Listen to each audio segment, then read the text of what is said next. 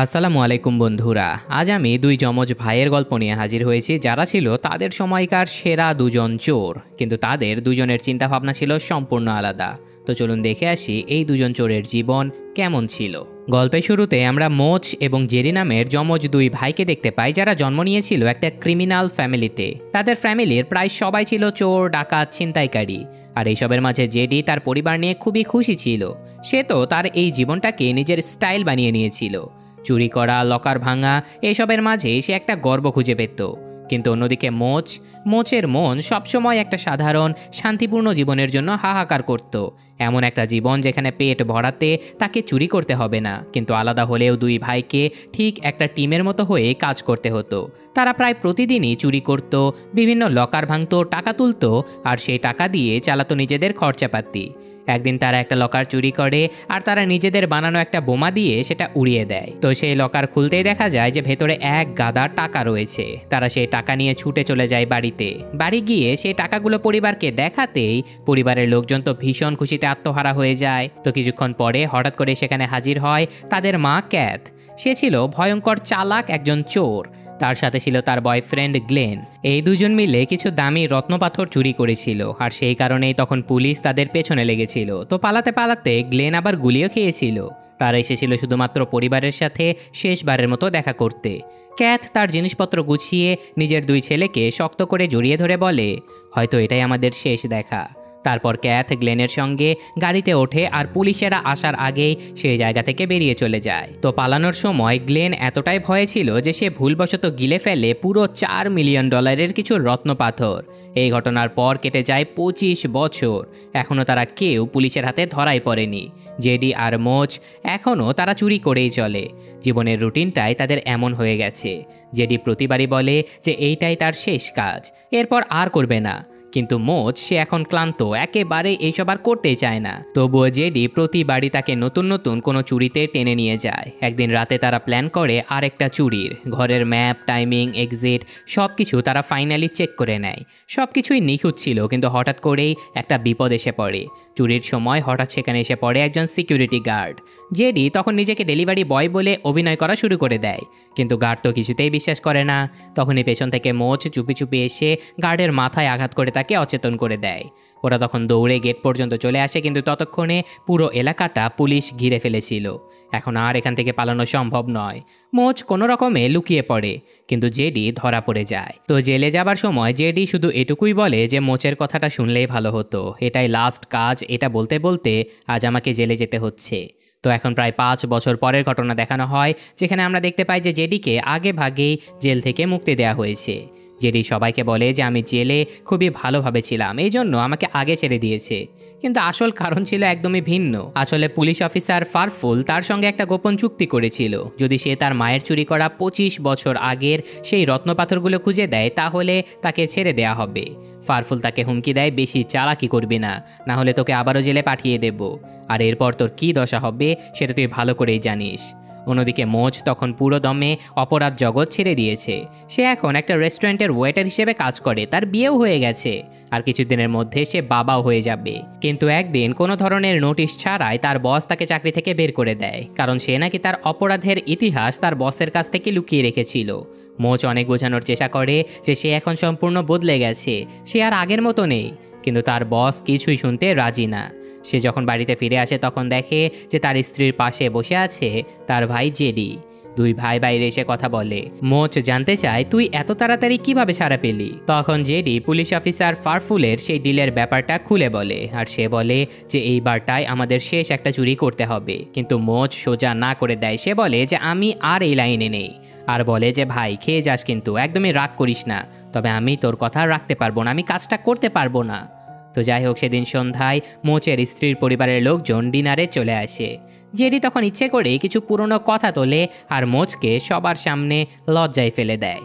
তারপর দুই ভাই বাইরে গিয়ে মারামারি শুরু করে দেয়। তো এখানে অনেকক্ষণ ধরে দুই ভাইয়ের মধ্যে হাতাহাতি চলতে থাকে। মোচ জেডিকে ধরে মারও দেয়, কিন্তু ঠিক তখনই তার স্ত্রী অ্যাবি এসে তাদেরকে আলাদা করে দেয়। সেই রাতেই ফারফুল জেডিকে খুঁজে বের করে আর শুরু করে দেয় তাকে মার দেয়া, কারণ জেডি সারা দিন তার ফোন ধরেনি। তো যাই হোক, এখন অফিসার ফারফুল এখন জেডির আঙুলের ছাপ জোর করে একটা অবৈধ বন্দুকের উপরে নিয়ে নেয় আর তাকে সরাসরি হুমকি দিয়ে বলে, তুই যদি দ্রুত সেই রত্ন পাথরগুলো আমাকে এনে না দিস তাহলে এই ফিঙ্গারপ্রিন্ট দিয়ে তোকে একটা নতুন মার্ডার কেসে ফাঁসিয়ে আবারও জেলে ভরে দেব।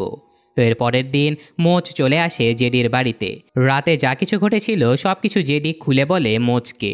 আর এখন মোচ জেডির শরীরের অবস্থা দেখে তখন শেষমেশ সে রাজি হয়ে যায় জেডিকে সাহায্য করতে। জেডি জানায় যে সেই লকারটা রয়েছে অন্য একটা শহরে, তাই আর দেরি না করে তারা দুজনেই রওনা হয়ে পড়ে। মোচ তার স্ত্রীর কাছে মিথ্যে কথা বলে যে তার দাদি খুবই অসুস্থ আর সে এখন জেডিকে তার দাদির কাছে রেখে আসতে যাচ্ছে। এই কথা শুনে অ্যাবি প্রচণ্ড রেগে ওঠে, কারণ সে গর্ভবতী অবস্থায় তার স্বামীকে একা একা কোথাও যেতে দিতে চায় না।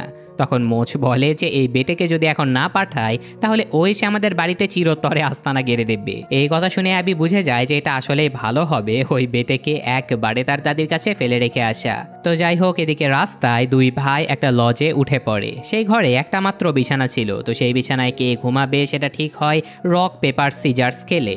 মোচ এই খেলায় জিতে যায়। তবে সে জেডিকে বলে যে শোন, এই বেডটা অনেক ছোট, তুই তো বামন, তোর সাথে ফিট করবে, আমি নিচে ঘুমিয়ে পড়ি। কিন্তু জেডি রাজি হয় না। তো শেষ পর্যন্ত দুজনের কেউই সেই বিছানায় ঘুমায় না, একজন সোফায় ঘুমায় আরেকজন মেঝেতে। তো পরদিন সকালে ফারফুল আবারও চলে আসে জেডিকে ধরার জন্য তার বাড়িতে। সে দেখতে পায় যে বিছানায় একটা ডামি ঘুমিয়ে আছে। আর জেডির ফোনের জিপিএস লোকেশন ট্র্যাক করে তার ফোনটা সে খুঁজে পায়, কিন্তু সেটা ছিল একটা টয়লেটের ভেতরে। এবার তো ফারফুল পুরোপুরি রেগে যায়। আর এদিকে জেডি বলে যে আমি চুরি করার আগে একজন মানুষের সাথে দেখা করতে চাই। মোচ প্রথমে নিষেধ করে দেয়, কিন্তু জেডি বলে যে জেলে থাকতে আসলে একটা মেয়ে ছিল, সে আমাকে অনলাইনে অনেক সাপোর্ট করত, তাকে একবার দেখা খুবই দরকার। আর হ্যাঁ, সেই সময় সে মোচকে বলে যে তুই তো বিয়ে শাদী করে সংসার গুছিয়ে নিয়েছিস, আমারও তো একটু বউ সন্তান নিয়ে ঘর টর করতে হবে, তাই না রে ভাই? তো শেষমেশ মোচ রাজি হয়ে যায়। আর এখন তারা পৌঁছায় সেই মেয়ের বাড়িতে। মেয়েটার নাম ছিল বেথিস্টা, যদিও সে রেগেছিল। জেডি জেল থেকে ছাড়া পেয়েও তার সঙ্গে কেন যোগাযোগ করেনি এই জন্য। তবুও জেডিকে সামনে পেয়ে তার হৃদয় গলে যায়। কিছুক্ষণ পর বেথি বিভিন্ন অজুহাতে জেডিকে নিয়ে যায় তার বেডরুমে, আর তারপর চালু করে দেয় জোরে জোরে রক মিউজিক। এদিকে আমরা তো বুঝতেই পারছিলাম যে সেখানে কি হচ্ছে।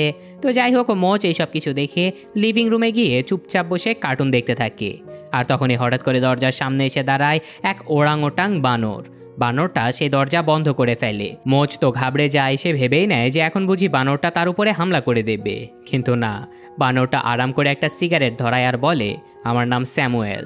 মোচ বলে যে আমার নাম মোচ। প্রথমে সবকিছু স্বাভাবিকই মনে হচ্ছিল, কিন্তু হঠাৎ করে সে বানরটার আচরণ বদলে যায়। সে মোচের কাছে এসে তার কানে মুখ নিয়ে বলে যে আমি আসলে মানুষ, আর আমি মানুষকে অনেক ভালোবাসি। এই কথা শুনে মোচ লাফিয়ে উঠে দাঁড়ায় আর সোজা দৌড়ে গিয়ে গাড়িতে বসে পড়ে। এদিকে বেথি বাথরুমে গেলে জেডি চুপি চুপি তার পার্স খুলে তার ওয়ার্ক আইডিটা চুরি করে ফেলে। আর কোনো সময় নষ্ট না করে সে জানালা দিয়ে সোজা লাফিয়ে পড়ে গাড়িতে। দুজন আবারও একসাথে রওনা দেয়। আর মোচ রেগে গিয়ে বলে যে তুই জানিস এক বানর আমার শরীর নিয়ে এক্সপেরিমেন্ট করতে যাচ্ছিল। তো ঘন্টাখানিক পরে তারা বিশ্রাম নেবার জন্য একটা হোটেলে ওঠে। আর জেডি তখন শাওয়ার নিচ্ছিল। আর এই সুযোগে মোচ কেন জানি না জেডির ব্যাগ চেক করে ফেলে। ব্যাগ থেকে পড়ে যায় তখন এক গাদা চিঠি। মোচ সেই চিঠিগুলো খুলে খুলে পড়ে। সবগুলো চিঠি পাঠিয়েছে তাদের মা ক্যাথ, যে তাদের মা ছোটবেলাতেই তাদেরকে ফেলে রেখে চলে গিয়েছিল এই অনুশোচনার কারণে।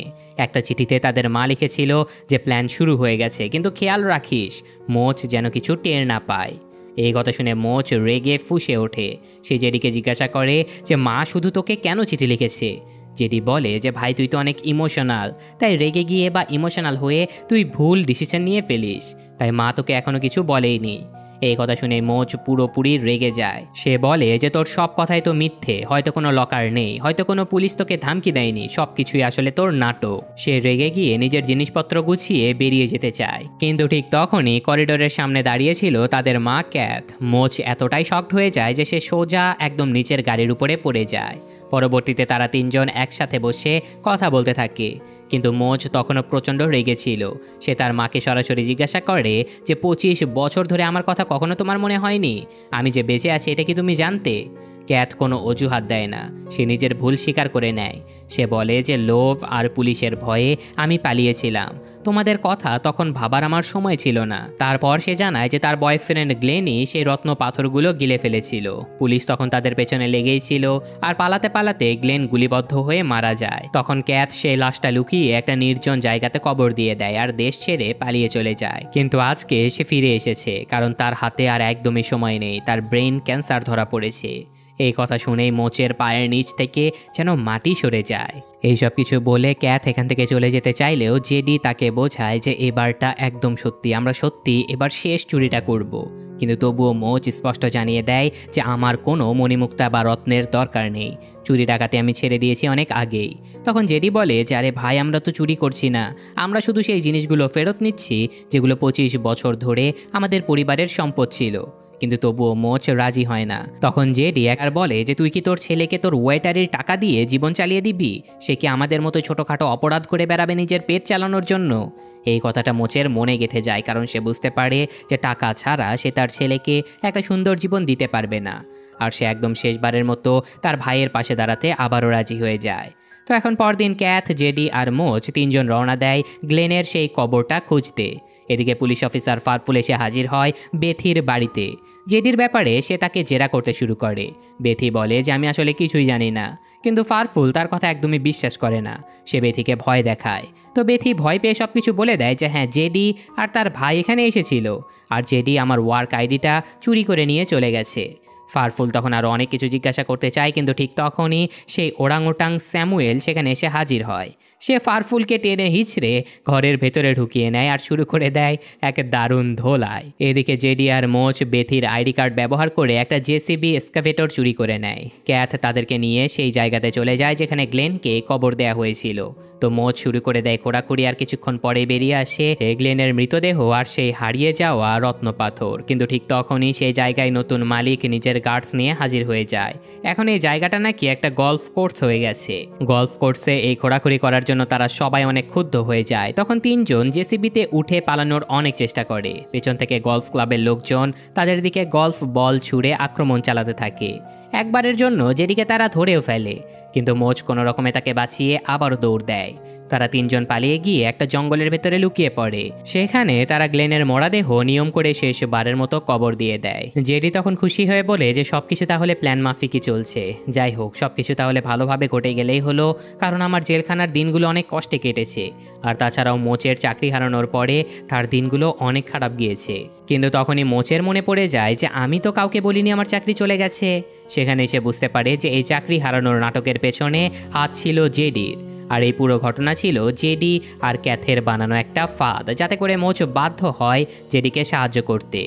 এই সত্যিটা বুঝতে পেরে মোচ রেগে ফেটে পড়ে।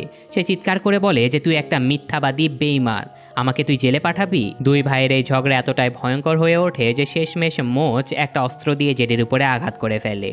জেডি পড়ে যায় সেই গর্তে যেটা তারা গ্লেনের জন্য খুঁড়েছিল। মোচ এবার চুপচাপ গিয়ে বসে পড়ে একটা নদীর ধারে, একেবারে শান্ত হয়ে। সেখানে কিছুক্ষণ পর ক্যাথ এসে হাজির হয়। সে মোচের পাশে বসে। মোচ তাকে জিজ্ঞাসা করে, তুমি কি সত্যি আমাদের জন্য ফিরে এসেছো, নাকি এই অসুস্থ হবার নাটকটা করছো শুধু ওই হিরেটা পাওয়ার জন্য? ক্যাথ স্বীকার করে যে আমি আসলে কখনোই একজন ভালো মা হতে পারিনি, কিন্তু এবার আমি চাই আমার শেষ কটা দিন তোমাদের সাথেই কাটুক।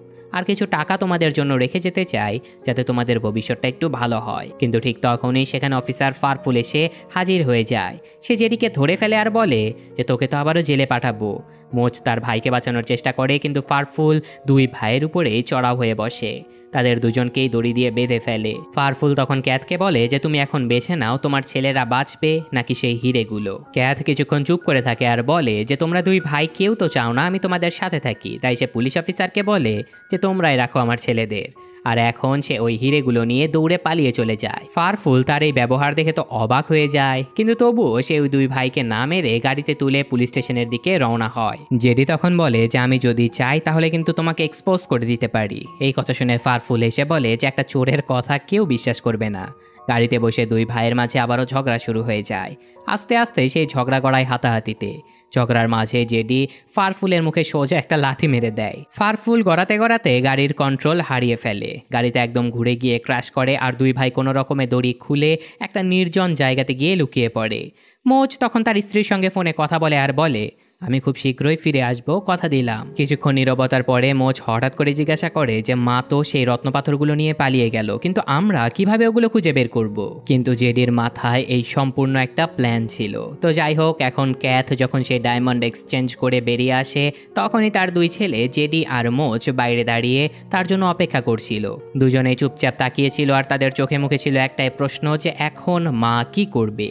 ক্যাথ কিছুই বলতে পারছিল না। সে আর একবারের জন্যেও পেছনে না তাকিয়ে সে জায়গা ছেড়ে পালিয়ে চলে যায়। দুই ভাই এবার মায়ের পেছনে ছুটতে থাকে আর তারা পৌঁছায় একটা পুরনো পরিত্যক্ত শপিং মলে।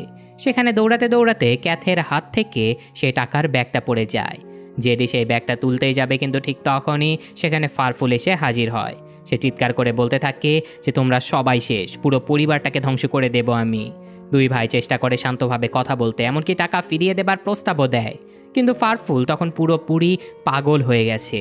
এবার দুই ভাই ভাবে যে সবকিছু হয়তো শেষ হয়ে গেছে, এখান থেকে আর রক্ষা পাওয়া সম্ভব নয়। এমন সময় আবারও সেই দুই ভাইয়ের মধ্যে ঝগড়া শুরু হয়ে যায়। জেডি বলে যে শালা বাটু, এখন আমার বাচ্চাকে কে সামলাবে? মোচ বলে যেই সামলাক না কেন, সে অন্তত পক্ষে তোর থেকে অনেক ভালো বাবা হবে। এই পুরো দৃশ্যটাই ক্যাথ আবার উপর থেকে দেখছিল, আর তখনই তার ভেতরে দগদগ করতে থাকে যে আমি কি সত্যি এতটা স্বার্থপর ছিলাম যে ছেলেদের এমন বিপদে রেখে পালিয়ে যেতে পারি?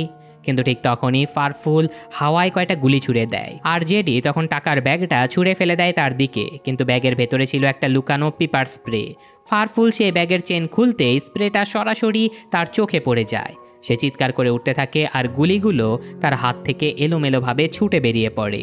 একটা গিয়ে লাগে একটা গ্যাস সিলিন্ডারে আর একটা বিশাল বিস্ফোরণ হয়। ফারফুল উড়ে গিয়ে পড়ে অনেক দূরে। দুই ভাই দ্রুত সেই ব্যাগটা তুলে দৌড় দেয়, কিন্তু ততক্ষণে সেখানে আরও পুলিশ অফিসারেরা পৌঁছে গেছে। ঠিক তখনই সেখানে ক্যাথ ফিরে আসে।